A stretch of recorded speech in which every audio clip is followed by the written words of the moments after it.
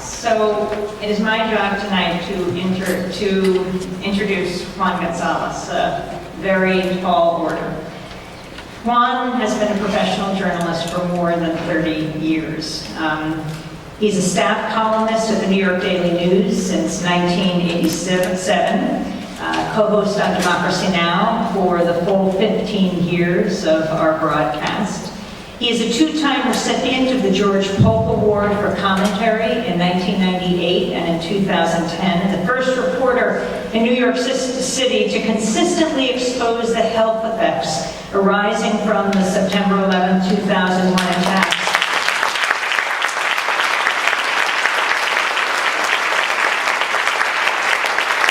As well as the cover-up of these hazards by government officials. We congratulate the New York Daily News for winning a Pulitzer for their coverage, but Juan should be getting a Pulitzer as part of that coverage as well. Juan Gonzalez is a founder and past president of the National Association of Hispanic Journalists, a member of NEHJ's Hall of Fame. During his term as NEHJ president, Juan Gonzalez created the Parity Project, an innovative program that creates partnerships between local communities and media organizations to improve coverage of the Latino community and to recruit and retain more Latino journalists. He also spearheaded a successful movement among U.S. journalists to join other citizen groups in opposing the Federal Communications Commission deregulation of media ownership restrictions. Juan is also a founding member of the Young Lords Party in the 1970s.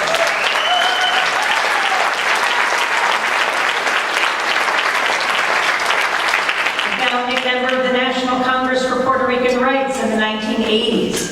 Juan has twice been named by Hispanic Business Magazine as one of the country's most influential Hispanics and has received Lifetime Achievement Awards from the Hispanic Heritage Foundation, the National Council of La Raza, and the National Puerto Rican Coalition. Now, we tonight are not far from an historic occupation, Occupy Wall Street, where hundreds of people are right now in the cold, they're in the rain last night.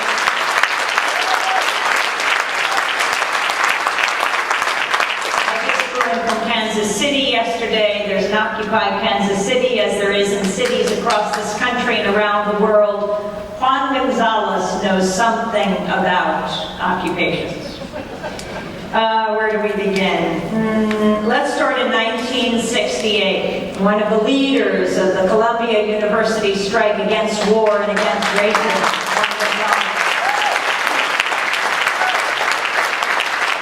Yes, he knows something about occupations and about getting arrested. In 1969 as well, Juan led one of the occupations in East Harlem of the People's Church that the Young Lords did to demand space for breakfast programs, for free clothing programs, for health care programs. In 1970, one of the few occupations he wasn't arrested at was the occupation in the South Bronx of Lincoln Hospital to get the city to build a new hospital.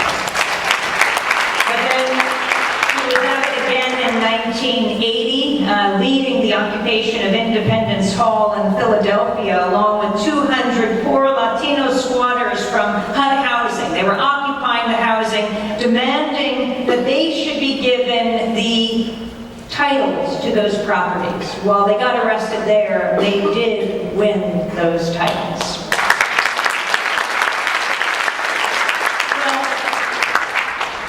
And then, of course, there was the 1991 Daily News strike, which Juan also helped to lead as they occupied the Brooklyn Daily News office. I think 10 people were arrested. Of course, Juan was one of them.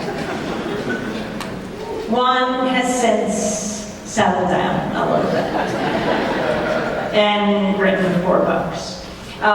He wrote Fallout, the environmental consequences of the World Trade Center collapse, which documents the cover-ups by the EPA and government officials with regard to the health hazards at Ground Zero in New York, when the authorities here were saying it was safe soon after the attacks for workers to go back. Juan was blowing the whistle. tremendous pressure being brought in the daily news, but Juan kept on doing the reporting, and all that he reported then has turned out, of course, to be true, as you hear in every cough of every worker that has survived, the lucky ones.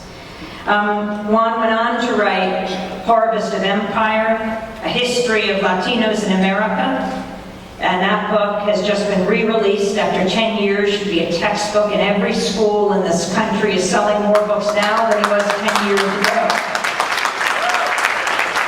And his wonderful first book, Roll Down Your Window, Stories of a Forgotten America, a collection of Juan's columns.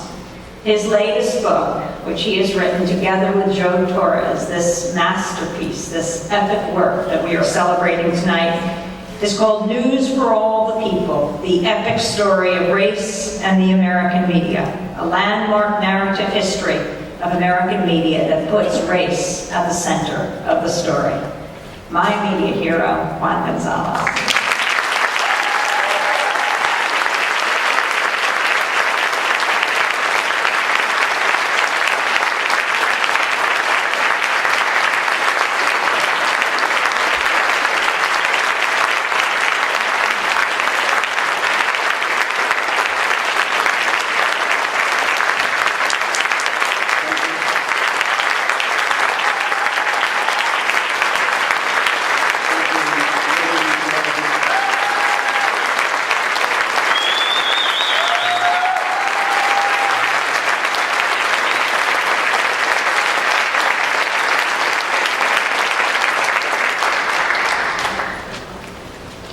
You know, Joe did such a great job giving you a summary of the book that we've labored over now for the past 7 or 8 years in terms of the research. What I'd like to talk to you a little bit about is why I wrote the book and my concern as a journalist or what is happening to the delivery of news to the American people at such a critical time. So many people in this country are going through such hard times and unable to think of a better life in America when that used to be a given, that things were always going to get better in America.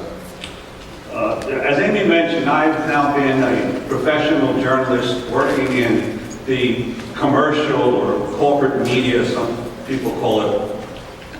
This is my 34th year that I've been in that world. But that's not the only part of the news media that I've been involved with. I've also been, thanks to this tremendous opportunity to collaborate and work with one of the really great journalists in America, Amy Goodman, and Democracy Now! For 15 years now, I've worked in the alternative, non-commercial, dissident press in America, which has its own tradition that goes back almost to the beginning of the country. And I've also been involved in another part of the media that rarely gets much attention. Back in the early 1980s, I was the founding editor of a Spanish language community newspaper in Philadelphia, Enfoque Comunal, which I stopped being associated with about maybe 25 years ago, but it is still one of the important sources of news and information to the Latino community, the growing Latino community of Philadelphia. So I've been involved in what's commonly called the ethnic press of the United States. And over the years in the commercial media, I guess I've maybe done something like 5,000 columns and newspaper articles and investigations, and maybe 2,000 to 3,000 shows on Democracy Now! And one of the things that's so frustrating is that we are, in this country, the people who have access to more news and information than any people in the history of the world. You know, we have 1,400 daily newspapers in the United States. We have 12,000 radio stations, 1,200 television stations. We have hundreds of channels to choose from on our cable systems, and all of these national cable news networks. We have News at 5, News at 10, News at 11, News at noon. No matter the hour of the day, there's news on, and yet the American people are so remarkably misinformed about the world. How is it possible to have so much media and so little knowledge and understanding of the pressing problems that face our country and the rest of the world? When 60% of the population believed that Saddam Hussein was involved with the 9/11 attacks, it's obvious that there's something fundamentally wrong with the kind of news and information that journalists provide to the American people. So I became increasingly frustrated, not only with that aspect of it, but also when it comes to communities of color. Everyone dislikes the media. One way or another feel that the media do not portray news and information adequately, comprehensively, fairly, with compassion. But that is especially true in communities of color, who have felt constantly under assault, denigrated, misrepresented, exploited, and the anger. As a journalist, sometimes when you go into various communities, the anger that you see in the African American community or the Latino community toward the press is really palpable. So I became increasingly frustrated. Why was there such resistance to change? Why is our media system not improving, providing more information and education to the people they can use as citizens? And I began to realize it had nothing to do with individuals.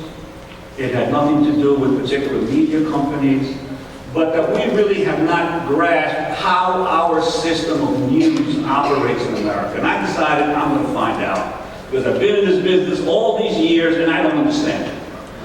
I don't understand it. So Joe and I set about, we scoured the National Archives, we went into presidential libraries, we dug up papers from colonial times, we read everything that we could find that was written on different aspects of the media to try to make sense of the system. And I think we have. I think we've come up in this book with a theory of how the American media system developed to the point it is today, and also what the central role of race and racial conflict has been in the development of that system. And I think that's the big picture thrust of what this book is about. And just to touch on some of the things that Joe did not mention, I think the key thing that we've come to understand is that the media in America have never operated as a free market system. In fact, the public, through its government, has played a crucial role in the development of our media system. And as Joe mentioned, every time a new technology comes around, it upsets the existing order and forces the government to step in and come up with new rules for how information will be delivered to the people. So we've never had a really true market system, and there's been important government involvement, and there have been basically 5 major points in the media system in our country. As Joe mentioned, there was the development of the post office by our founders. There was a telegraph, which really brought news networks into existence and gave rise to something that most people have heard of now but don't understand, the critical role played by the wire services, the Associated Press in particular, in the late 19th century, in spreading racial bias throughout the country. There was the advent of radio, and television was really only an extension of radio. And then there was the advent of cable television. Cable television really made a big technological change. Obviously gave us many more channels. We used to have free TV for a few channels. Now we pay through our nose for all the cable channels, those who had cable. And finally, there's the development of the most powerful medium in history, the internet. those 5 changes, technological breakthroughs, at each point, the government had to decide how we'll use an information flow in a democracy. And it was at those times when government was trying to figure out what to do with this new technology that big battles arose among different interest groups in the society. And sometimes the public and the advocates of media reform and democracy were able to win some victories. Sometimes they were set back. But inevitably, the system ended up not serving the needs of the public because, see, one of the big battles, the theme that runs through each of these periods of time is, do we have a centralized media system or do we have a decentralized media system? Now, we never think about this. What's centralized and decentralized? Well, you've got to understand, the United States is a settler nation. Right? It started with a few colonies, it kept expanding westward, and more territory was conquered, and the Native Americans pushed further back, and the Mexican areas conquered, and new states added. So what happened is, because of the way we developed as a nation, the political leaders of these different states placed a very big emphasis on local media. If you were settlers going up to set up the territory that would eventually become the state of Kentucky, or the state of Oklahoma, or the state of Mississippi, you didn't want the media companies back in New York and the East Coast dictating what news and information your people would receive. You wanted your own local media. So the United States initially developed the most decentralized media system and early newspapers of any country in the history of the world, and it had the most newspapers per capita. The newspapers were everywhere in the United States in the 19th century because the government was subsidizing their delivery, and the people wanted it because of the federal nature of the American system. So what happened is we developed a decentralized system initially that promoted democracy, and as Joe was saying, people of color flourished. How many people know that there were 25 Spanish language newspapers in the city of New Orleans before the Civil War? Before the Civil War, including a Spanish language daily, Patria, that was published in the 1840s. There were Native American newspapers, African American newspapers, Chinese newspapers, the Golden Hills News in 1854. Because of the postal system, which everyone criticizes now, the postal system was the first internet. It pulled the whole country together by providing the traffic of newspapers. Throughout the 19th century, the main job of the postal system of the United States was not to deliver letters. It was to deliver newspapers. 90% of the traffic of the postal system throughout the 19th century was the delivery of newspapers. 10% was the delivery of correspondence. The postal system, until the Civil War, was the largest employer in the United States government. There were more people working for the postal system than there were in the U.S. Army until the Civil War. So you could argue that the main job of the United States government for the first 50, 60 years of the 19th century was to deliver newspapers to its people. That was the job of the government. That's where all the money was going into, because the founders understood that the greatest possible dissemination of information and knowledge is critical to the preservation of this new democracy that they were creating. So therefore, that was the idea of the founders. What do we have today? We have people who are looking at every possible angle to monetize your use of information, from your smartphones to your computers, every possible way. They're looking to make money off of your use of new technology for information. They're not looking to improve the ability of citizens to strengthen democracy, to get more knowledge, and to function better as citizens. So this is the fundamental problem, that there was a much better, clearer idea early on in the country about the need for a decentralized system.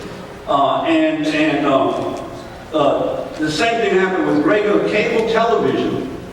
When cable television started in the 60s and 70s, There were hundreds of cable companies all around the United States. There were local affairs. If you wanted to put up a cable system, you needed the local government, the local city council, to approve you're using the city's rights of way to string your cable lines into people's houses. So the local government said, okay, you want to start a cable system? We want a certain number of channels for educational programming. We want a certain number of channels for public access programming. We want your guarantees that you're going to have diversified programming. We want your guarantees that you're going to hire a diversified workforce. And so all of these local companies, to get a monopoly in their local cities, had to agree to all kinds of things.